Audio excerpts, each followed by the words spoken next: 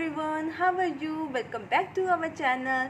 आज हम अपने पीजीटी कॉमर्स में ऑर्गेनाइजेशनल बिहेवियर में ग्रुप डायनामिक एंड मोटिवेशन दो टॉपिक हैं, उनके बारे में स्टडी करेंगे। इसके अंदर कुछ थ्योरीज दे रखी हैं जो कि मोस्ट इम्पॉर्टेंट हैं, तो वीडियो को एंड तक ज़रूर देखना, स्किप करते हुए मत देखना, क्योंकि इसमें कुछ इंपॉर्टेंट थ्योरीज के बारे में मैंने बताया है।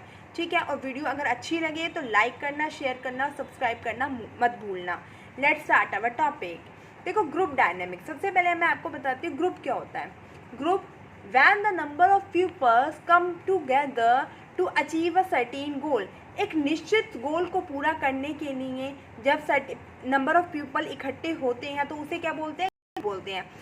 इस तरीके से ग्रुप डायनेमिक क्या होता है? ग्रुप डायनेमिक से होता है कि जो ग्रुप है, ग्रुप के अंदर जो मेंबर्स हैं उनके एटीट्यूडनल और बिहेवियरल कैरेक्टरिस्टिक्स से, कि उनके मेंबर्स की कैसा बिहेवियर है, कैसा दृष्टिकोण है, कैसा एटीट्यूड है। क्योंकि आपको पता है कि एक ग्रुप में जितने भी मेंबर्स होते हैं उनका एटीट्यूड अलग अलग होता है। किसी का पॉजिटिव एटीट्यूड होता है, किसी का नेगेटिव एटीट्यूड होता है।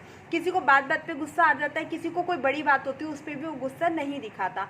तो एक ग्रुप में अलग अलग तरह के लोग होते हैं और अलग अलग तरीके की उनकी एटीट्यूड और बिहेवियर होता है। तो ग्रुप डायनेमिक के अंदर स्टडी की जाती है कि एक ग्रुप के अंदर जितने लोग हैं उनका कैसा एटीट्यूड और कैसी उसका बिहेवियर है। ठीक है, it is a social process. ये एक सामाजिक प्रक्रिया है by which people interact face to face in a group environment. इसके अंदर ये ग्रुप डायनामिक एक सामाजिक प्रक्रिया है जिसके अंदर जो ग्रुप के लोग हैं वो आमने सामने आते हैं और इंटरेक्ट करते हैं, एक दूसरे के साथ मिलते हैं, बातचीत करते हैं। ठीक है बेटा, ग्रुप के अंदर, ग्रुप डायनामिक के अंदर क्या होता है, जो ग्रुप में लोग काम कर रहे होते हैं, अलग अलग एटीट्यूड वाले, अलग अलग बिहेवियर वाले, वो एक दूसरे के साथ आते हैं आमने सामने और इंटरेक्शन करते हैं, तो उसे हम क्या कहते हैं? ग्रुप डायनामिक कहते हैं। ओके, तो ग्रुप डायनामिक के अंदर हमारे टकमैन जी हैं। अकॉर्डिंग टू टकमैन ने थ्योरी दी है जिसको टकमैन थ्योरी के नाम से जानते हैं। उन्होंने ग्रुप डायनामिक की 5 स्टेजेस बताई हैं। कितनी स्टेजेस बताई हैं? 5 stages. First is forming, second is storming, third is norming, fourth is performing and fifth is adjoining. Adjoining बोल देते हैं, ये हाँ एडजॉइनिंग ही बोलते हैं वैसे तो। ठीक है, तो देखो उन्होंने 5 स्टेज बताई है कि एक ग्रुप में जो लोग होते हैं जब भी वो ग्रुप बनाते हैं तो उन्हें ये 5 स्टेजेस से होकर गुजरना पड़ता है। एक ऑर्गेनाइजेशन के अंदर जब भी लोगों का ग्रुप बनाया जाता है तो ये 5 स्टेजेस होती हैं जिससे होकर उन्हें गुजरना पड़ता है। तो देखो वन बाय वन हम पढ़ेंगे। देखो फॉर्मिंग क्या होता है? ये फर्स्ट स्टेज होती है। सबसे पहले तो ये क्या होती है? फर्स्ट स्टेज होती है हमारी ग्रुप की। ओरिएंटेशन पीरियड भी इसे बोला जाता है। इस स्टेज के अंदर बेटा क्या होता है? पहली स्टेज होती है, मान लो अभी कंपनी स्टार्ट हुई है, उसमें अलग अलग जगह के लोग आते हैं, तो क्या करते हैं? वो एक दूसरे के बारे में जानते हैं और ग्रुप के बारे में, मतलब ऑर्गेनाइजेशंस के बारे में जो उनकी एक्सपेक्टेशंस होती हैं वो शेयर करते हैं। तो ये वो स्टेज होती है, ये वो ओरिएंटेशन पीरियड होता है जहाँ पर जितने भी ग्रुप के मेंबर्स होते हैं वो एक दूसरे के बारे में जानते हैं और अपनी ग्रुप के बारे में जो उनकी एक्सपेक्टेशंस होती हैं उसको शेयर करते हैं। ठीक है, ये होती है फॉर्मिंग स्टेज। उसके बाद आपकी सेकेंड स्टेज आती है स्टॉर्मिंग स्टेज। अब स्टॉर्म, तूफान आ गया भाई। पहले तो एक दूसरे के बारे में जान लिया, अब स्टॉर्मिंग एज वो होती है जहाँ पर तूफान आ जाता है। तूफान कैसे आ जाता है? मान लो हमारी ऑर्गेनाइजेशंस में बहुत सारे, मतलब जोग्राफिकल बहुत ज़्यादा डिस्क्रिमिनेशन है, कोई हरियाणा का है, कोई पंजाब का है, कोई राजस्थान का है, कोई बिहार का है, जिनकी ट्रेडिशंस, कल्चर सब कुछ डिफरेंट है। ठीक है, अब वो जब आते हैं, जब वो एक साथ मिलते हैं, ग्रुप में काम करते हैं, तो जब उनमें क्या हो जाता है? इंट्रा ग्रुप कॉन्फ्लिक्ट हो जाता है। इंट्रा ग्रुप कॉन्फ्लिक्ट कैसे हो जाता है कि सब लोग अपनी अपनी चलाते हैं, मतलब सब लोग कहते हैं कि ये सही है, ये सही नहीं है, वो कहता है कि नहीं ये सही है, ये सही नहीं है, तो उनमें कॉन्फ्लिक्ट बन जाता है, उनमें एक लड़ाई झगड़ा होने लग जाता है। ठीक है, और साथ ही साथ क्या हो जाते हैं कि वो जो भी मेंबर्स होते हैं ग्रुप के, वो अपनी पावर के लिए लड़ाई करते हैं। वो सोचते हैं कि मेरी बात मानी जाए ऑर्गेनाइजेशन में, जो मैं कहता हूँ वही डिसीजन लिया जाए। दूसरा कहेगा नहीं मेरी बात मानी जाए। तो जो गोल्स होते हैं ना, उनको अचीव करना बहुत ज़्यादा चैलेंजिंग हो जाता है, क्योंकि लोग हैं आपस में, जो ग्रुप के मेंबर्स होते हैं वो कॉन्फ्लिक्ट करने लग जाते हैं। तो ये एक स्टॉर्मिंग एज होती है जहाँ पर थोड़ा लड़ाई झगड़ा हो जाता है, क्योंकि वहाँ पर क्या होते हैं, ना तो उनके एटीट्यूड मिलता है, ना उनका बिहेवियर मिलता है, सब चीज़ अलग अलग होती है, तो एक दूसरे की बात मानने में थोड़ा टाइम तो लगता है ना। इसलिए क्या होता है, पहले वो शोर मचा देते हैं, स्टॉर्मिंग हो जाता है। उसके बाद आता है norming is the third stage of a group. इसके अंदर क्या होता है बेटा, लड़ाई झगड़ा मचा लिया, पर अभी सबको ये पता है कि हमें तो इसी ग्रुप में काम करना है, हमें इस ऑर्गेनाइजेशन के अंदर काम करना है, लड़ाई झगड़ा मचाने से कुछ नहीं होगा और हमें अब इन लोगों के साथ ही मिलकर काम करना है। जब उनके दिमाग पे ये चीज़ बैठ जाती है तो वो एक ग्रुप की भावना आ जाती है। इस स्टेज के अंदर जो ग्रुप के मेंबर्स होते हैं वो डेवलप करने लग जाते हैं एक ग्रुप की फीलिंग को। इस स्टेज के अंदर उनके अंदर नॉर्मिंग होने लग जाती है, मतलब ग्रुप की जो फीलिंग है वो आने लग जाती है, एक दूसरे को जानने लग जाते हैं। एक कोहेसिवनेस का मतलब होता है एक दूसरे के प्रति अपना लगाव दिखाने लग जाते हैं। ठीक है बेटा, नॉर्मिंग में अंदर क्या होता है, लड़ाई झगड़ा करने के बाद फिर प्यार में बढ़ जाते हैं, फिर एक दूसरे से प्यार करने लग जाते हैं, एक दूसरे के बारे में जानने लग जाते हैं, एक दूसरे के प्रति अपनी अट्रैक्टिवनेस दिखाने लग जाते हैं। ये होती है नॉर्मिंग स्टेज। फिर होती है परफॉर्मिंग स्टेज। अब परफॉर्मेंस दिखाने लग जाते हैं। यहाँ पर क्या हो गए, मिल गए सब, एक फीलिंग उनकी ग्रुप ऑफ फीलिंग है वो डेवलप हो जाती है। जब ग्रुप ऑफ फीलिंग डेवलप हो जाती है तो वो यहाँ इस स्टेज में आकर अपना काम शुरू कर देते हैं। आप एक साथ रहकर फंक्शंस को क्या कर देते हैं, स्टार्ट कर देते हैं। देखो, this is the fourth stage of a group dynamic. In this stage group has matured. इसमें ग्रुप है वो मैच्योर्ड हो जाता है और उनमें कोहेसिवनेस की फीलिंग आ जाती है। कोहेसिवनेस का मतलब होता है कि एक दूसरे के प्रति अट्रैक्शंस की फीलिंग आ जाती है, एक दूसरे को अपना समझने लग जाते हैं, मतलब एक दूसरे के एटीट्यूड को, बिहेवियर को समझना शुरू कर देते हैं, उनको अपना समझने लग जाते हैं। ठीक है, कोहेसिवनेस का एक जो पर्टिकुलर मीनिंग होता है वो मैं आपको पीछे बताऊंगी। वैसे कोहेसिवनेस का मीनिंग होता है अट्रैक्ट, लगाव, मतलब उस डिग्री से जब एक पीपल है दूसरे पीपल के प्रति जो अट्रैक्टिवनेस दिखाता है उससे होता है। एंड द से the group is fully functional. इसके अंदर वो क्या करने लग जाते हैं, काम करना शुरू कर देते हैं, मतलब प्यार की भावना आ जाएगी और फिर वो काम करना शुरू कर देते हैं। The last one is the adjourning stage. ये फाइनल स्टेज होती है। अब काम पूरा हो जाता है, ऑर्गेनाइजेशन के गोल पूरे हो गए, तो अब क्या हो जाएगा, ग्रुप अलग अलग हो जाएगा।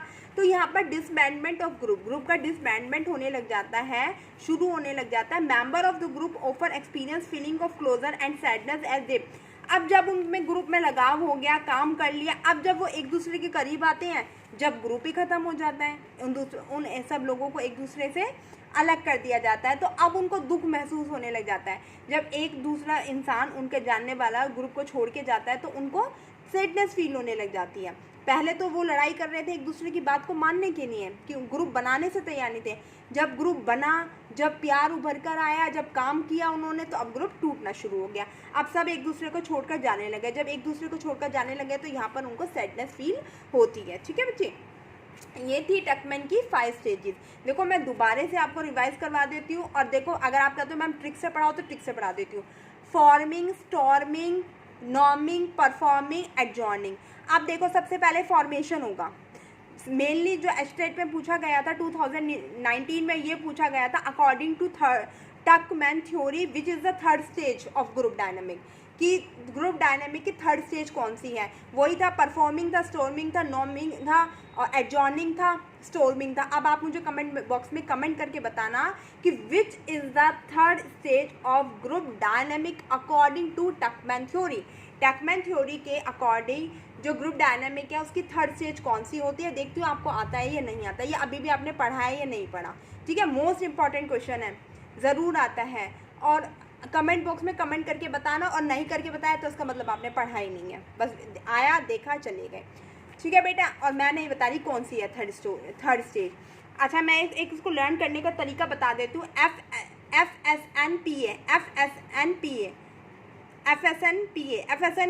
FSNPA ये है, क्या बोलोगे, FSNPA। ठीक है, उसके बाद होती है कुछ और भी थ्योरीज होती है, थ्योरीज ऑफ ग्रुप फॉर्मेशन।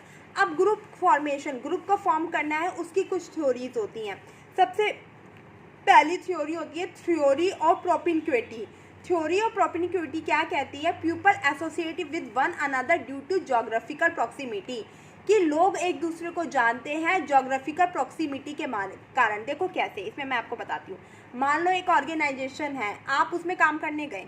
मान लो दिल्ली के अंदर एक कंपनी खुली है, वहाँ पर आप काम करने गए, और आपके ही गांव का कोई एक बंदा और गया जिसको आप जानते नहीं हो, कभी आपने देखा नहीं है। ठीक है, वो भी वहाँ पर काम करने गया। कोई बिहार से आया, कोई यूपी से आया, कोई मद्रास से आया, कोई चेन्नई से आया, सब जगह से लोग आए हैं। सब क्या कर रहे हैं, मिल रहे हैं। ठीक है, फॉर्मिंग हो रही है, एक दूसरे के बारे में जान रहे हैं। तो जब जानेंगे तो पूछेंगे भाई हाँ तू कहाँ से है, भाई तू कहाँ से है, वो कहेगा भाई मैं तो वहाँ से हूँ, तुम जानते हो मैं गुड़गांव से हूँ, अच्छा मैं भी गुड़गांव से हूँ, हाँ। तो उनमें एक लगाव सा आने लग जाता है कि ये मेरे ही शहर का है, मतलब मेरा ही बंदा है। तो वो सोचते हैं कि नहीं अब इसके साथ मैं बातें करूँगा, ये तो मेरे ही शहर का है, मेरी जान पहचान वाले होगा। तो एक उनमें लगाव की भावना आ जाती है, अट्रैक्टिवनेस हो जाता है। तो उससे जो ग्रुप बनता है उसको बोलते हैं थ्योरी ऑफ प्रोपेंक्विटी, कि लोग एक दूसरे को जानते हैं, एक दूसरे के प्रति पहचानते हैं, ग्रुप बनाते हैं on the basis of geographical proximity, कि जोग्राफिकल लोकेशन उनकी सेम होती है, इस वजह से वो एक दूसरे को क्या करते हैं, एसोसिएट करते हैं, पहचानते हैं, ग्रुप फॉर्मेशन करते हैं। उसके बाद है ह्यूमन्स नहीं है बेटा, ये होमेंस है, ह्यूमन्स इंटरेक्शन थ्योरी और थ्योरी ऑफ सोशल सिस्टम।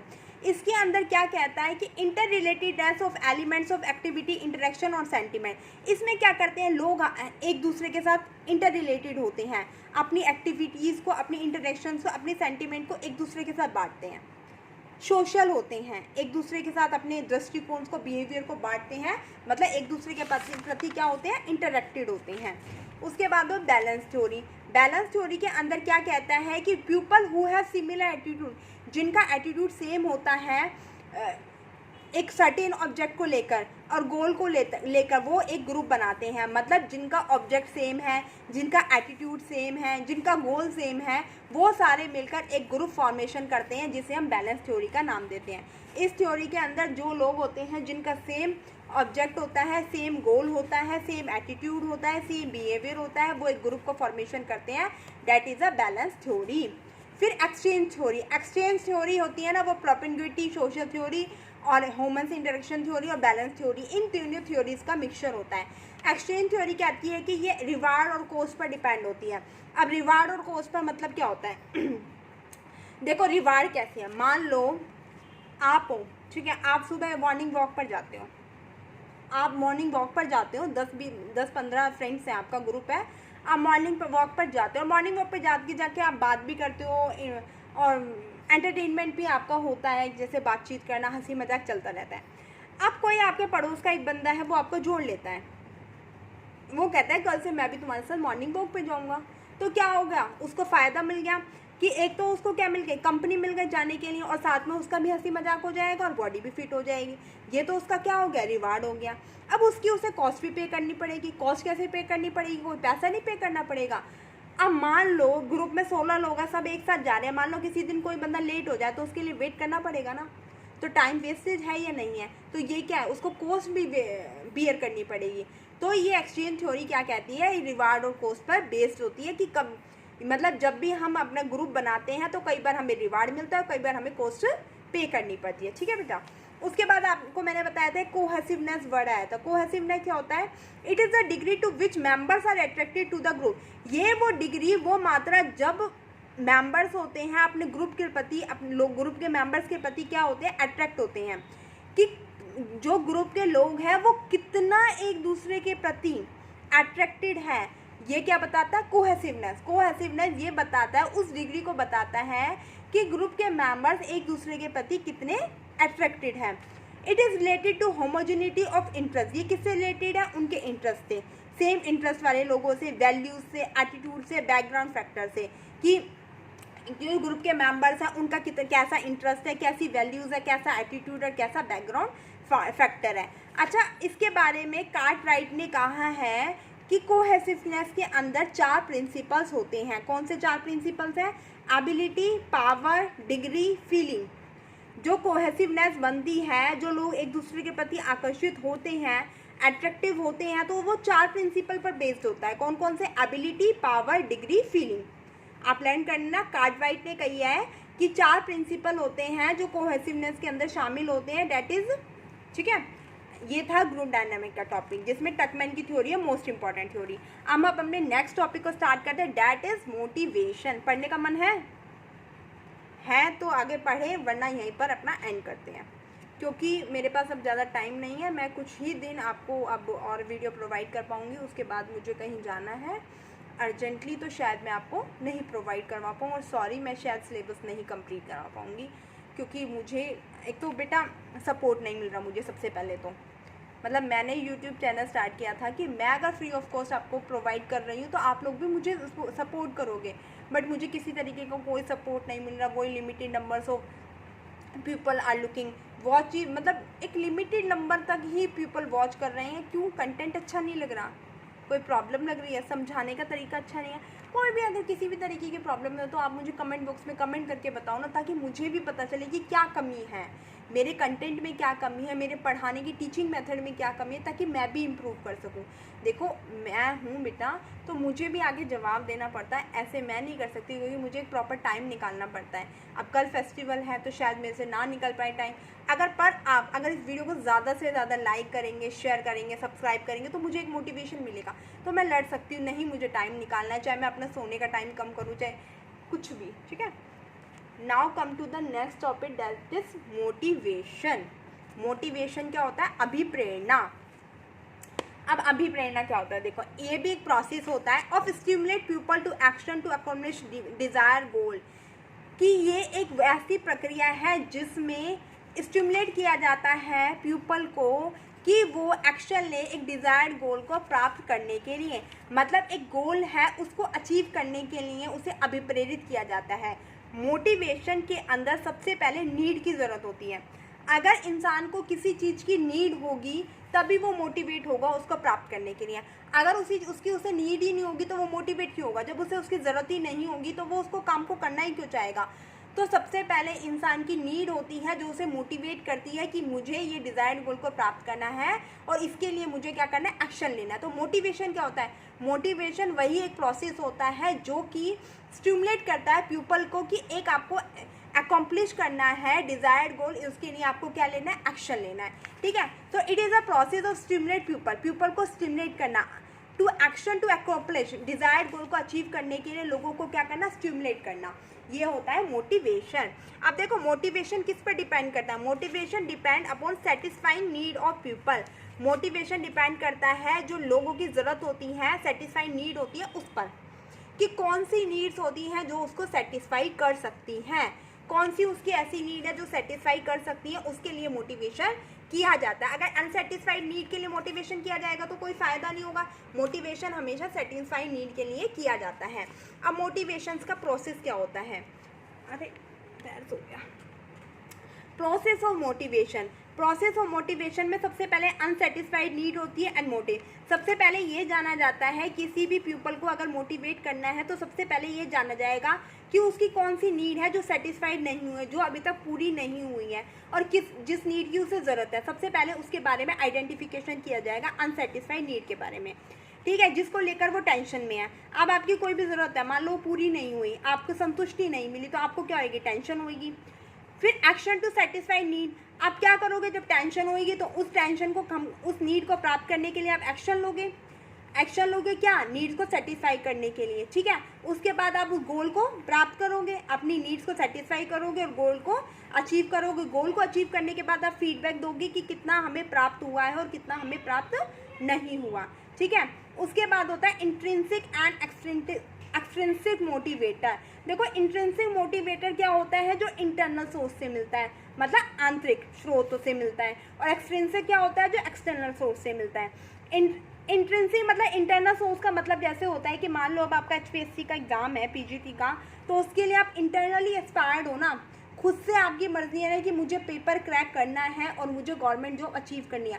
आप किसी बाहर वाले के लिए थोड़ी ना कर रहे हैं, आप अपने पापा मम्मी या बाहर वाले किसी के लिए कर रहे हैं कि हाँ मुझे उसको खुश करने के लिए पेपर क्लियर करना है। आप खुद अपनी सेटिस्फेक्शन को पूरा करने के लिए, खुद अपनी नीड्स को पूरा करने के लिए कि मेरी जॉब लग जाएगी तो मैं आगे क्या हो जाऊँगा, मतलब अपने पैरों पे स्टैंड हो जाऊँगा, अपनी लाइवलीहुड को अच्छे से स्पेंड कर सकता हूँ, तो इसके लिए आप खुद ही सेल्फ मोटिवेटेड हो। इंट्रिंसिक के अंदर सेल्फ मोटिवेशन आता है, और एक्सट्रिंसिक जब कोई बाहर का फैक्टर आपको मोटिवेट करता है तो वह एक्सट्रिंसिक मोटिवेटर होता है, ठीक है बेटे।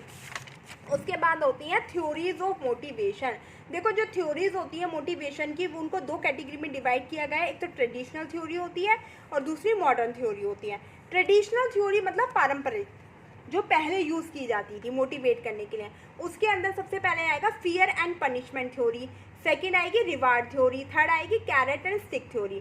अब वन बाय वन मैं आपको बताती हूँ फियर एंड पनिशमेंट थ्योरी क्या होता है। एक मिनट बच्चों, ये मेरा पैर चल गया। फियर एंड पनिशमेंट थ्योरी, इस थ्योरी के अंदर क्या किया जाता है कि एम्प्लॉयज़ होता है, मान लो कोई भी पीपल होता है, उसको फियर, डर से काम करवाया जाता है कि तुम इस काम को पूरा करो अदरवाइज तुम्हें पनिश किया जाएगा। मतलब उसे एक डर से काम करवाया जाता है और डर से मोटिवेट किया जाता है, उसकी नीड को पूरा करने के लिए उसे डर दिया जाता है कि तुम इस काम को करो वरना तुम्हें पनिशमेंट दी जाएगी। तो इसे बोलते हैं fear and punishment theory. Reward theory, reward theory क्या होते हैं कि जो अगर कोई पीपल है वो एफर्ट्स लगाता है तो उसके एफर्ट्स के लिए उसे रिवार्ड दिया जाता है। अगर उसके अच्छे काम के लिए उसे रिवार्ड दिया जाता है तो उसे हम क्या कहते हैं, रिवार्ड थ्योरी। ये पॉजिटिव थ्योरी होती है रिवार्ड थ्योरी की, मतलब उसके पीपल के एफर्ट्स के लिए, उसको प्रेज करने के लिए उसे रिवार्ड दिया जाता है। Carrot and stick theory, carrot and stick theory is a combination of fear and punishment theory and reward theory.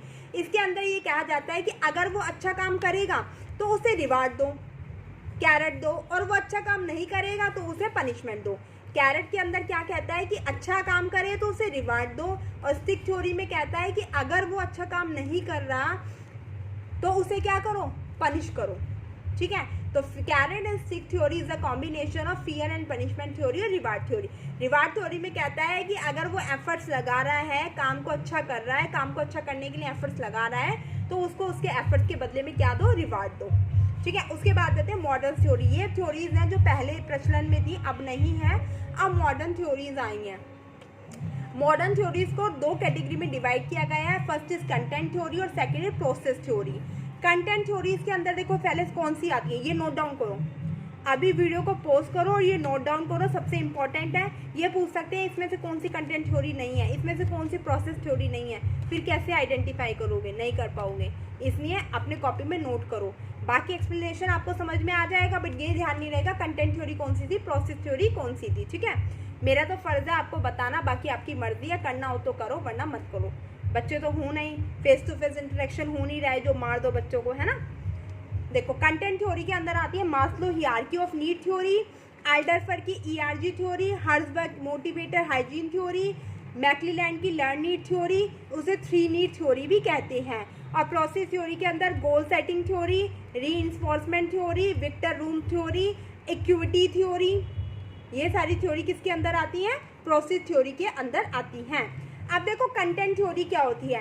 Content theory वो थ्योरी होती है कि एक इंसान अपनी जीने के लिए उसे किस चीज़ की नीड है।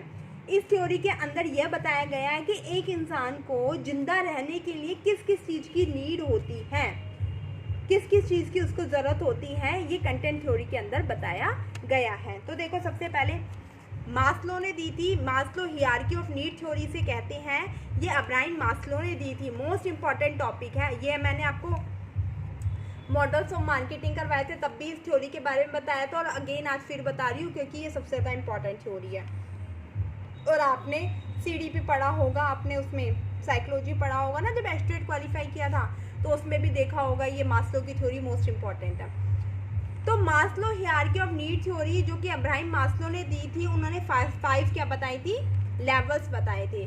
सबसे पहले physiological need, safety need, belongingness need, self esteem need, self actualization need. Physiological needs को हम बेसिक नीड कहते हैं। अब्राहम मास्लो जी कहते थे कि इंसान सबसे पहले, इंसान की क्या जरूरत होती है, सबसे पहले इंसान अपनी बेसिक नीड को पूरा करता है। बेसिक नीड क्या होती है, रोटी कपड़ा मकान। इंसान सबसे पहले अपनी बेसिक नीड को पूरा करने के लिए मोटिवेट होता है, और जैसे ही उसकी बेसिक नीड पूरी हो जाती है वो नेक्स्ट स्टेप ले लेता है, नेक्स्ट लेवल पे चला जाता है। उसके बाद सेफ्टी नीड, सेफ्टी नीड का मतलब होता है फ्रीडम से, इसके अंदर वो फ्रीडम चाहता है, स्टेबिलिटी चाहता है, इंटरनल एक्सटर्नल, मतलब वो सेफ्टी चाहता है, इंटरनल एक्सटर्नल, वो चाहता है कि उसको सेफ्टी मिले, वो सेफ रहे, चाहे वो एक्सटर्नली सेफ रहे या इंटरनली सेफ रहे। उसके बाद बिलोंगिंगनेस नीड, बिलोंगिंगनेस नीड के अंदर क्या चाहता है, वो लव चाहता है, फ्रेंडशिप चाहता है। जब उसकी बेसिक नीड पूरी हो जाएगी, जब उसे रोटी कपड़ा मकान भी मिल गया, सेफ्टी भी मिल गई, तो वो क्या करेगा, फ्रेंडशिप करेगा, लोगों के साथ रिलेशन बनाएगा, एक दूसरे को समझेगा, इंटरेक्शन करेगा। तो बिलोंगिंगनेस नीड के अंदर वो एक दूसरे के साथ फ्रेंडशिप करता है, प्यार करता है, लगाव करता है। जब उसकी बिलोंगिंगनेस नीड पूरी हो जाती है तो 4th नीड की तरफ चला जाता है, 4th लेवल की तरफ चला जाता है, that is self esteem need. इस एस्टीम नीड के अंदर क्या करता है, वो चाहता है कि उसके समाज में इज्जत बने, मतलब वो लोगों से ऊंचा काम करे, वो ऐसा काम करे कि लोग उसकी इज्जत करें, लोग उसको मतलब उसको वो उससे इंस्पायर हो, उसको प्रेज करें। सेल्फ एस्टीम नीड के अंदर मेनली वो रिस्पेक्ट चाहता है, वो अपनी रिस्पेक्ट चाहता है दूसरों से। वो चाहता है कि मैं भी दूसरों की रिस्पेक्ट करूँ, दूसरा भी मेरी रिस्पेक्ट करे। जब उसकी ये नीड पूरी हो जाती है तो लास्ट नीड की तरफ चला जाता है, that is self actualization need.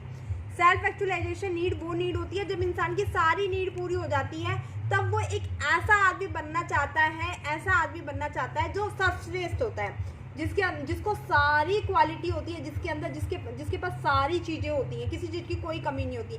जैसे कि आपको पता है अंबानी है, अंबानी के पास किसी चीज़ की कोई कमी नहीं है, फिर भी वो क्या काम कर रहा है, पोटेंशियल प्राप्त करने के लिए, ठीक है, अपनी एबिलिटी से ज़्यादा प्राप्त करने के लिए वो क्या कर रहा है, सेल्फ एक्चुअल अपनी किस नीड को पूरा कर रहा है, सेल्फ एक्चुअलाइजेशन नीड को पूरा कर रहा है। तो ये 5 नीड होती है जो इंसान को जिंदा रहने के लिए ज़रूरत होती है।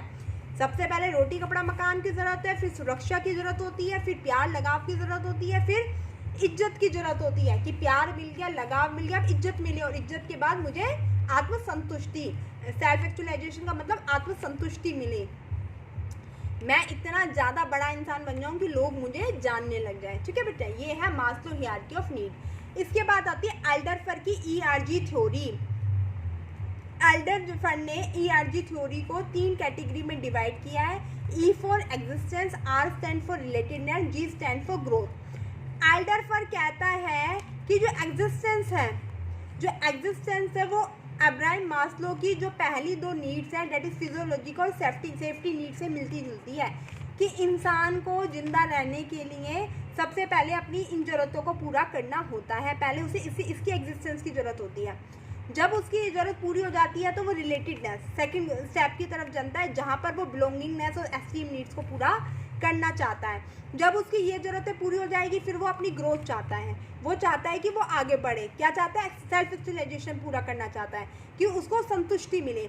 सबसे पहले वो एग्जिस्ट होना चाहता है, फिर वो उसको रिलेट करता है और देन ग्रोथ करता है। तो ये एल्डरफर की थ्योरी है, ये ERG थ्योरी। देखो एल्ड आप है ना ERF है ना, ERG कर लेना। एल्डर डर से याद करना, डर ERG, डर में ER है ना, वो ERG थ्योरी। एल्डरफर ने क्या दी है, ERG थ्योरी। उसके बाद आती है आपकी motivator hygiene theory. Motivator hygiene theory है वो 2 फैक्टर से मिलकर बनी है, एक तो मोटिवेटर फैक्टर और एक हाइजीन फैक्टर। जो हाइजीन फैक्टर होते हैं ना बेटा, वो आपकी लोअर लेवल की नीड्स को पूरा करते हैं, और जो मोटिवेटर फैक्टर होते हैं वो आपके हायर लेवल की नीड को पूरा करते हैं। जो हाइजीन फैक्टर होते हैं, जो लोअर लेवल की नीड को पूरा करते हैं, ये वो फैक्टर्स होते हैं जो इंसान को मोटिवेट नहीं करते, कभी भी किसी इंडिविजुअल को मोटिवेट नहीं करेंगे, बट अगर वो उनको वो हाइजीन फैक्टर ना मिले अपनी ऑर्गेनाइजेशन में तो वो डिससेटिस्फाइड जरूर हो जाएंगे। अगर हाइजीन फैक्टर्स की एक ऑर्गेनाइजेशन में कमी होती है, इंडिविजुअल को हाइजीन फैक्टर नहीं मिलते, तो वो डिससेटिस्फाइड जरूर हो जाएंगे। वो मोटिवेट नहीं होंगे उनको मिलने से, बट वो डिससेटिस्फाइड जरूर हो जाएंगे। देखो Herzberg argued that meeting the lower level needs, कि लोअर लेवल नीड्स का मतलब क्या, हाइजीन फैक्टर ऑफ इंडिविजुअल के जो हाइजीन फैक्टर होते हैं वो उनको मोटिवेट नहीं करते, but only prevent them from being dissatisfied, but उनको डिससेटिस्फाई होने से बचाते हैं। ये कौन कहता है, फ्रेडरिक हर्जबर्ग कहते हैं। जो मोटिवेटर हाइजीन थ्योरी है वो फ्रेडरिक हर्जबर्ग ने दी थी। किसने दी थी, फ्रेडरिक हर्जबर्ग ने दी थी। ध्यान रख लेना, मोटिवेटर हाइजीन थ्योरी को हर्जबर्ग थ्योरी भी कहते हैं, और ये फ्रेडरिक हर्जबर्ग ने दी थी। वो कहते हैं कि इंसान को मोटिवेटर फैक्टर भी मिलना चाहिए और हाइजीन फैक्टर भी मिलना चाहिए। हाइजीन फैक्टर से उनकी लोअर लेवल की नीड पूरी होती है और मोटिवेटर फैक्टर से उनकी हायर लेवल की नीड पूरी होती है, और हाइजीन से लोअर लेवल की नीड पूरी होती है। लोअर लेवल की नीड से वो मोटिवेट नहीं होते, बट ना मिले तो डिससेटिस्फाइड जरूर हो जाएंगे। ऐसे जो मोटिवेट किससे होते हैं, हायर लेवल की नीड से वो मोटिवेट होते हैं। अब आप कहोगे मैडम हाइजीन फैक्टर में कौन कौन सी नीड्स आती है, तो मैं बताती हूँ। मान लो उनकी सैलरी बढ़ा दी, उनकी वेजेस बढ़ा दी, उनको तरह तरह के बेनिफिट्स दे दिए, सेफ्टी प्रोवाइड कर दी, और भी बहुत सारी सुविधाएं प्रदान कर दी, तो ये होते हैं हाइजीन फैक्टर। ठीक है, उनकी वर्किंग कंडीशंस अच्छी कर दी, उनको बहुत सारे पर्क्स दे दिए, इंसेंटिव दे दिए, तो वो होते हैं हाइजीन फैक्टर। मोटिवेटर फैक्टर के अंदर क्या होता है, जो मोटिवेट करता है, पैसों से मोटिवेट नहीं होते इसके अंदर उनको चैलेंजिंग जॉब दे दी, उनके पोस्ट को हाई कर दिया, उनको प्रमोशन दे दिया, टू इंक्रीज एम्प्लॉयज ऑटोनॉमी, उनको प्रमोशन दे दिया, उनकी अपॉर्चुनिटी को बढ़ा दिया, उनका डिसीज मतलब उनको अथॉरिटी दे दी कि वो डिसीजन ले सकते हैं। तो इस तरीके से वो खुश हो जाएंगे, मोटिवेट हो जाएंगे कि हाँ मेरी भी यहाँ पर कुछ मान है, मेरी भी यहाँ पर चलती है। तो वो इससे क्या हो जाएंगे, मोटिवेट हो जाएंगे। तो जो मोटिवेटर फैक्टर होता है वो हायर लेवल की नीड होती है, और जो हाइजीन फैक्टर होता है वो लोअर लेवल की नीड होती है। द नेक्स्ट थ्योरी इज मैक्लीलैंड की लर्न नीड थ्योरी। मैक्लीलैंड की लर्न नीड थ्योरी है। इस थ्योरी को भी 3 कैटेगरी में डिवाइड किया गया है। ये प्राइमरी नीड्स होती है, किसी भी इंडिविजुअल की प्राइमरी नीड्स होती हैं, और इस नीड को 3 कैटेगरी में डिवाइड किया गया है। Need for affiliation, need for power और नीड फॉर अचीवमेंट। और नहीं लर्न हो तो आपसे लर्न कर लेना AAP, आप A for achievement, A for affiliation, A for achievement, P for power. ठीक है, मैक्लीलैंड ने आप थ्योरी दी थी। आपका मतलब एफिलिएशन, अचीवमेंट, पावर। अब एफिलिएशन के अंदर क्या कहता है, a desire to establish social relationship with other. इसके अंदर जो इंडिविजुअल होता है वो दूसरों के साथ रिलेशनशिप बनाने की, इस्टेब्लिश करने की क्या रखता है, इच्छा रखता है।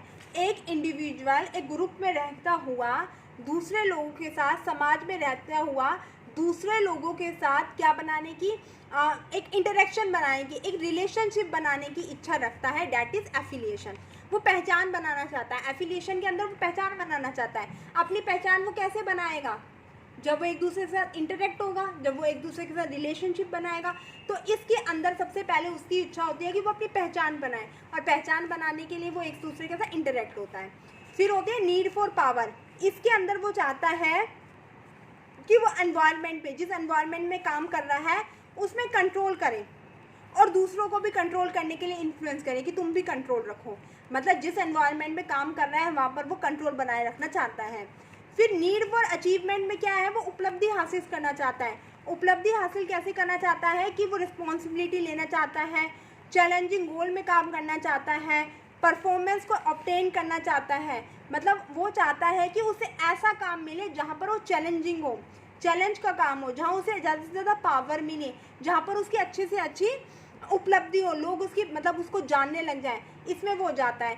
एफिलिएशन में वो पहचान बनाना चाहता है, पावर में वो कंट्रोल चाहता है, और अचीवमेंट में वो चैलेंजिंग गोल में काम करना चाहता है। ठीक है बेटा, ये मैक्लीलैंड ने आप थ्योरी दी थी। दोबारा दिखा देती हूँ मैं आपको मैक्लीलैंड की लर्न नीड थ्योरी का दो, या आप थ्योरी। इसके अंदर उसने आप, एफिलिएशन, अचीवमेंट और पावर, 3 नीड के बारे में बताया था।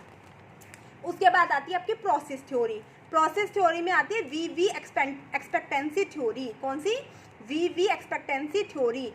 वीवी का मतलब क्या है, विक्टर रूम की एक्सपेक्टेंसी थ्योरी, जो कि विक्टर रूम ने 1960 में दी थी। वीवी का मतलब क्या है, विक्टर रूम, और विक्टर रूम में 1960 में दी थी। वो कहते हैं कि एक इंडिविजुअल, एक आदमी, एक इंसान ऐसे जगह पर काम करना चाहता है जहाँ पर जो आउटकम्स निकल कर आते हैं, जो उनका रिजल्ट निकल कर आता है, उसकी कुछ वैल्यू हो। कि हर एक इंडिविजुअल ऐसे काम को करना, ऐसे वर्क प्लेस पर काम करना पसंद करता है जहाँ पर जो आउटकम्स निकल कर आए उनकी कुछ वैल्यू हो। इसमें individuals are likely to consider, individual क्या कंसीडर करते हैं, एक्सपेक्टेंसी। वो एक्सपेक्टेंसी चाहते हैं, उसमें वो क्या करते हैं, एक डिज़ायर रिजल्ट को प्राप्त करने के लिए। एक्सपेक्टेंसी का मतलब एक ऐसे डिग्री से है जिसमें वो एक रिजल्ट को प्राप्त करने के लिए एफर्ट्स लगाते हैं, काम करते हैं। कि वो कितना एफर्ट्स लगाते हैं उस डिग्री से होता है, जिसमें ये देखा जाता है कि एक इंडिविजुअल डिज़ायर रिजल्ट को प्राप्त करने के लिए कितना कितना एफर्ट लगा रहा है, कितना काम कर रहे हो आप। जैसे मतलब मान लो, मैं एक एग्जांपल से देती हूँ, पहले आप तीनों के समझ लो, फिर एग्जांपल दूंगी, बड़ा मज़ेदार। एक्सपेक्टेंसी में ये देखा जाता है कि इंडिविजुअल अपने डिज़ायर रिजल्ट को प्राप्त करने के लिए कितने एफर्ट्स लगा रहा है। इंस्ट्रूमेंटेलिटी, इसमें इसका मतलब उस डिग्री से होता है which they believe that a given level of performance will result in certain outcomes और रिवार्ड। इसमें वो देखता है कि जितना उसने परफॉर्मेंस, जितना उसने एफर्ट्स लगाए, क्या उस हिसाब से उसके आउटकम्स है वो निकल कर आए या नहीं आए, क्या उसने जो लेवल ऑफ परफॉर्मेंस को अचीव कर लिया या नहीं करा। और बैलेंस में अंदर वो देखता है जो उसके आउटकम्स निकल कर आए हैं वो अट्रैक्टिव है या नहीं है। अब देखो कैसे, समझ में नहीं आया होगा मैडम क्या समझा दिया विक्टर रूम ने, हमें तो यही समझ में आया कि एक्सपेक्टेंसी थ्योरी दी है। 3 चीज़ तो ध्यान रख लो, एक्सपेक्टेंसी, इंस्ट्रूमेंटलिटी और वैलेंसी। क्या? एक्सपेक्टेंसी, इंस्ट्रूमेंटलिटी और वैलेंसी, 3 चीज़ तो हो गई ध्यान। अब देखो, HPSC का पेपर है, स्क्रीनिंग के लिए आप क्या लगा रहे हो? एफर्ट्स लगा रहे हो। क्या? कि हमारा HPSC स्क्रीनिंग का पेपर क्लियर हो जाए, डैट इज एक्सपेक्टेंसी। एक्सपेक्ट कर रहे हो, डिग्री एक एफर्ट्स की डिग्री लगा रहे हो ज़्यादा से ज़्यादा। कोई 6 घंटे मेहनत कर रहा है, कोई 10 घंटे मेहनत कर रहा है, ये क्या एक्सपेक्टेंसी की डिग्री है। वो डिग्री है जहाँ पर आप अपने एफर्ट्स लगा रहे हो डिजायर्ड रिजल्ट को प्राप्त करने के लिए, सिलेक्शन पाने के लिए, तो दैट इज एक्सपेक्टेंसी। इंस्ट्रूमेंटलिटी क्या है? अब आपका जब रिजल्ट आएगा तो नहीं, आप क्या करोगे, एग्ज़ाम देने के बाद आप ये देखोगे कि मैंने एग्ज़ाम में कितने क्वेश्चन अटैम्प्ट किए और कितने क्वेश्चन मेरे सही हैं और कितने क्वेश्चन मेरे गलत हैं। जो मैंने एक्सपेक्टेंसी के अंदर जो मैंने एफर्ट्स लगाए थे, क्या उसका मेरा पॉजिटिव रिजल्ट आया है? मतलब जो मैंने एफर्ट्स लगाए थे उसका जो आउटकम निकल कर आया है उसकी कोई वैल्यू है या नहीं है? एफर्ट्स के बराबर मेरे आउटकम्स निकल के आई या नहीं है? लिखा है पढ़ाई तो तुमने की है 12-12, 14-14 घंटे और पेपर में नंबर आने हैं 100 में से 25, तो कहाँ एफर्ट्स और एक्सपेक्टेंसी बराबर हो गई? नहीं हुई ना। तो इसके अंदर आप ये देखोगे कि मैंने जो एफर्ट्स लगाए थे उससे कोई सर्टेन रिजल्ट जो आउटकम निकल के आए हैं उसकी कोई वैल्यू है या नहीं है, मतलब मेरे एफर्ट्स लिखाए सही गए या नहीं। उसके बाद आप वैलेंसी के अंदर देखोगे, अब आपका रिजल्ट आ गया, अब आप देखोगे अगर आपका सिलेक्शन हो गया तो आपका रिजल्ट कैसा हो गया? अट्रैक्टिव, और सिलेक्शन नहीं हुआ तो आपका रिजल्ट कैसा हो गया? अनअट्रैक्टिव। अभी तो आप इसमें सोच में पड़े हुए हो कि मैंने एफर्ट्स तो लगाए हैं, पता नहीं उसका सर्टेन आउटकम निकल के भी आया है या नहीं आया, मैंने मेहनत तो इतनी की थी पर मेरे इतने क्वेश्चन अटैम्प्ट नहीं हुए, हम सोचते रह जाते हैं, वो इंस्ट्रूमेंटलिटी होता है। और वैलेंसी में तो पूरा ही रिजल्ट निकल के आ जाता है। और एक्सपेक्टेंसी के अंदर क्या होते हैं? एफर्ट्स लगाए जाते हैं किसी डिजायर्ड रिजल्ट को प्राप्त करने के लिए। उसके बाद हमारी होती है इक्विटी थ्योरी। इक्विटी थ्योरी है वो जॉन स्टेसी एडम ने 1963 में दी थी। समता थ्योरी भी इसे कहते हैं। इसके अंदर जॉन एडम्स कहते हैं, एडम्स थ्योरी भी कहते हैं, एडम स्मिथ की थ्योरी भी कहते हैं। इसमें क्या कहते हैं? जॉन एडम्स कहते हैं कि इक्विटी समानता होनी चाहिए, और किसके बीच में होने चाहिए? एफर्ट्स और रिवार्ड्स के बीच में, कि कोई इंडिविजुअल जितने एफर्ट्स लगाता है उसी एफर्ट्स के अकॉर्डिंग उसे रिवार्ड मिलना चाहिए। इसके अंदर इक्विटी थ्योरी में ये कहता है कि इक्विटी तब एग्जिस्ट करती है जब मान लो एक एम्प्लॉय है, वो जितने एफर्ट्स लगा रहा है आप उसको उतना ही रिवार्ड दे लो उसके एफर्ट्स के अकॉर्डिंग। इसी के साथ साथ उसी ऑर्गेनाइजेशन में अगर दूसरा एम्प्लॉय उतने ही एफर्ट्स लगा रहा है और उतना ही आप उसको रिवार्ड दे रहे हो, तो आप उसके साथ क्या फॉलो कर रहे हो? इक्विटी थ्योरी को फॉलो कर रहे हो, आप उसको मोटिवेट कर रहे हो, ठीक है। और इनइक्विटी का मतलब होता है, मान लो एक ऑर्गेनाइजेशन में उसमें एक एम्प्लॉय है, जितना एफर्ट लगा रहा है उसके लिए आप उसको 500 रुपये दे रहे हो रिवार्ड के तौर पर, और साथ में दूसरा एम्प्लॉय है, एफर्ट्स बराबर लगा रहे हैं पर उसको आप 1000 रुपये दे रहे हो, तो इससे क्या होगा? इंडिविजुअल डिससेटिस्फाई हो जाएगा, डिसमोटिवेटेड हो जाएगा, उसके अंदर क्या हो जाएगी? अलग सी गंदी सी भावना आ जाएगी कि ये क्या कर रहे हैं? भेदभाव कर रहे हैं, डिस्क्रिमिनेशन कर रहे हैं। तो वो कहता है कि इंडिविजुअल के साथ कभी भी मोटिवेट करो, उन्हें डिस्क्रिमिनेट मत करो, जो जैसा एफर्ट लगा रहा है उसको वैसे रिवार्ड दो। इक्विटी थ्योरी में क्या कहता है कि जो जैसा एफर्ट लगा रहा है उसे वैसा रिवार्ड दो। अगर एक ऑर्गेनाइजेशन में एक इंडिविजुअल जैसा एफर्ट लगा रहा है उसके लिए वैसा रिवार्ड दे रहे हो, तो दूसरे इंडिविजुअल को भी उसके एफर्ट्स के बराबर ही उसे रिवार्ड दो। ये नहीं है सेम एफर्ट्स लगा रहे हैं बट रिवार्ड उसमें डिस्ट्रीब्यूट करो, नहीं। इक्विटी थ्योरी का शॉर्ट में मैं बताती हूँ कि अगर if efforts are same then rewards will also be same to be given. जो रिवार्ड्स उन्हें दिए जाएंगे वो भी सेम होने चाहिए। That is the explanation of the equity theory. फिर गोल सेटिंग थ्योरी है, वो एडविन लोके ने दी थी और गैरी लैथम ने दी थी। गोल सेटिंग थ्योरी किसने दी थी? एडविन लोके ने और गैरी लैथम ने दी थी। He suggest that goal are the most important factor affecting the motivation and behaviour of employ. वो कहते हैं कि जो गोल होते हैं ना हमारे, वो भी इंसान को मोटिवेट करते हैं, वो भी इंपॉर्टेंट फैक्टर होते हैं इंसान को मोटिवेट करने के लिए, उनके बिहेवियर को चेंज करने के लिए। गोल सेटिंग थ्योरी के अंदर कहते हैं कि जो ऑर्गेनाइजेशन के गोल होते हैं वो भी इंसान को क्या करते हैं? मोटिवेट करते हैं, उनके बिहेवियर को चेंज करते हैं। और ये थ्योरी किसने दी थी? एडविन लोके और गैरी लैथम ने दी थी। उसके बाद रीइंफोर्समेंट थ्योरी, री इन्फोर्समेंट थ्योरी है वो हमारे BF स्किनर ने दी थी, और री इन्फोर्समेंट थ्योरी को हम पुनर्बलन का सिद्धांत पढ़ा था ना साइकोलॉजी में, पुनर्बलन का सिद्धांत कहते हैं। इस थ्योरी के अंदर कहता है कि जैसा इंडिविजुअल काम करे उसको उसके अकॉर्डिंग रीइंफोर्स करो। अगर वो अच्छा काम कर रहा है तो उसे पॉजिटिव रीइंफोर्स करो, अगर वो गंदा काम कर रहा है, गलत काम कर रहा है, नेगेटिव काम कर रहा है, ऑर्गेनाइजेशन को गोल को अचीव करने में एफर्ट्स नहीं लगा रहा, तो उसको नेगेटिव रीइंफोर्समेंट करो। उसका कहने का मतलब है BF स्किनर कहता है कि इंडिविजुअल को ऑर्गेनाइजेशन में क्या करो, अकॉर्डिंग टू देयर एफर्ट्स उनको रीइंफोर्स करो। रीइंफोर्स दो तरीके के होते हैं, एक पॉजिटिव रीइंफोर्स होता है, नेगेटिव रीइंफोर्स होता है। पॉजिटिव रीइंफोर्स जब दिया जाता है जब एम्प्लॉयज़ होते हैं ज़्यादा से ज़्यादा एफर्ट्स लगाते हैं सर्टेन आउटकम को लाने के लिए, तो उन्हें पॉजिटिव रीइंफोर्स दिया जाता है। जैसे उनको प्रमोशन कर दिया, उनको बोनस दे दिया, उनको इंसेंटिव दे दिया, ये तो हो गया पॉजिटिव रीइंफोर्स। और नेगेटिव रीइंफोर्स का मतलब ये होता है कि मान लो कोई एम्प्लॉय है वो ठीक से काम नहीं कर रहा, छुट्टी ज़्यादा कर रहा है, अच्छे से काम नहीं कर रहा, तो इसमें क्या किया जाता है, उसको नेगेटिव रीइंफोर्स किया जाता है। नेगेटिव रीइंफोर्स का मतलब होता है कि मान लो उसकी एक दिन की सैलरी काट ली, उसको बोल दिया कि आपको 3 दिन नहीं आना, आपको रेस्टिकेट किया जा रहा है 3 दिन के लिए, ठीक है, सस्पेंड किया जा रहा है आपको 3 दिन के लिए, तो वो नेगेटिव रीइंफोर्समेंट। मतलब according to their efforts employees को हमें क्या करना चाहिए, रीइंफोर्स करना चाहिए, तब एम्प्लॉयज़ क्या होते हैं, इससे मोटिवेट होते हैं। Theory of X and Y जो कि MC ग्रोगर ने दी थी, ये वैसे थ्योरी ऑफ एक्स अलग है, थ्योरी ऑफ वाई अलग है।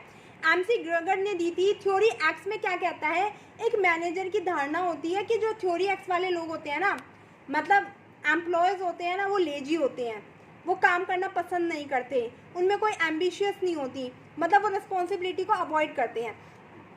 थ्योरी एक्स के अंदर ये माना जाता है कि एम्प्लॉय काम करना नहीं जानता, एम्प्लॉय काम करना नहीं चाहता, मैनेजर सोचता है कि एम्प्लॉय है ऑर्गेनाइजेशन के अंदर खुद से काम नहीं करते, खुद से रिस्पॉन्सिबिलिटी नहीं लेना चाहते, उनको रिस्पॉन्सिबिलिटी दी जाती है। थ्योरी एक्स के अंदर मैनेजर ये वो सोचता है कि थ्योरी एक्स वाले मतलब जो लोग होते हैं ना, जो पीपल होते हैं, जो एम्प्लॉयज़ होते हैं, वो खुद से काम नहीं करते, उनको काम करने के लिए क्या किया जाता है, मोटिवेट किया जाता है, उनसे काम करवाया जाता है, वो खुद से काम नहीं करते। बट थ्योरी वाई के अंदर मैनेजर सोचते हैं कि जो लोग होते हैं, जो एम्प्लॉयज़ होते हैं, वो खुद से काम करना चाहते हैं, वो एम्बिशियस होते हैं, वो रिस्पॉन्सिबिलिटी को लेने के इच्छुक होते हैं, वो क्रिएटिव माइंड के होते हैं। मतलब थ्योरी एक्स में तो बिल्कुल ही अपोजिट है, वो कहते हैं वो लेजी होते हैं, काम को पसंद नहीं करते, मैनेजर की ऐसी सोच होती है एम्प्लॉयज़ के प्रति। बट थ्योरी वाई में जो मैनेजर की सोच होती है वो बिल्कुल चेंज होती है, मतलब theory Y is just opposite to the theory X. ठीक है, ध्यान रखना, जो लेजी वेजी है वो थ्योरी एक्स में है, और जो अच्छे हैं इंसान है वो थ्योरी वाई में है। उसके बाद है थ्योरी जेड। थ्योरी जेड हमारी विलियम आउची जी ने 1980 में डेवलप की थी। आउची जी कहते हैं, according to Ouchi, Theory Z focused on increasing employee loyalty to the company by providing a joyful life with a strong focus on the well-being of the employee. Theory Z के अंदर जो आउची है वो कहते हैं कि अगर हमें अपने एम्प्लॉय से अच्छा काम करवाना है तो हमें क्या देनी चाहिए उनको, मतलब जॉब सेटिस्फेक्शन देनी चाहिए, हमें उन्हें ऐसी सुविधा प्रदान करनी चाहिए जिनसे उनका फोकस है वो स्ट्रॉन्ग बने। इसके लिए हमें क्या करना चाहिए, हमें कहना चाहिए कि आप अगर अच्छा काम करेंगे तो हम आपको जॉब के अंदर परमानेंट रख लेंगे, आपकी जॉब को परमानेंट कर लेंगे, आपकी सैलरी को इंक्रीज़ कर देंगे। मतलब अगर एक मैनेजर को अपने एम्प्लॉय से काम करवाना है तो उनका जो फोकस है, एम्प्लॉयज़ का फोकस है, उसको स्ट्रॉन्ग बनाना चाहिए, उनकी जो मेंटेलिटी है उसको इस तरीके से बनाना चाहिए कि अगर आप अच्छा काम करेंगे, अगर आप अपने फुल एफर्ट्स लगाएंगे तो हम आपको आपकी जॉब को परमानेंट कर देंगे। ठीक है, जिससे एम्प्लॉय क्या करता है, अच्छा काम करता है और अपने काम के प्रति लोयल हो जाता है।